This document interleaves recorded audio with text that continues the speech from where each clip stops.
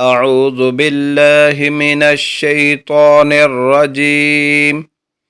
بسم الله الرحمن الرحيم. لا أقسم بهذا البلد وأنت حل بهذا البلد ووالد وما ولد لقد خلقنا الإنسان في كبد أيحسب أن لن يقدر عليه أحد يقول أهلكت مالا لبدا أيحسب أن لم يروا أحد ألم نجعل له عينين ولسانا وشفتين وهديناه النجدين فلاقتحم العقبة وما أدراك ما العقبة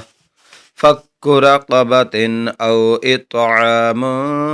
في يوم ذي مسغبة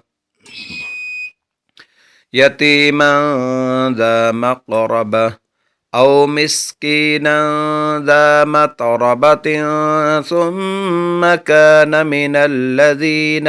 آمنوا وتواصوا بالصبر وتواصوا بالمرحمة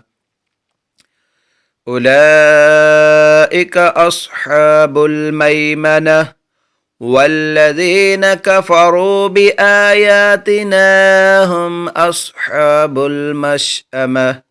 عليهم نار مؤصدة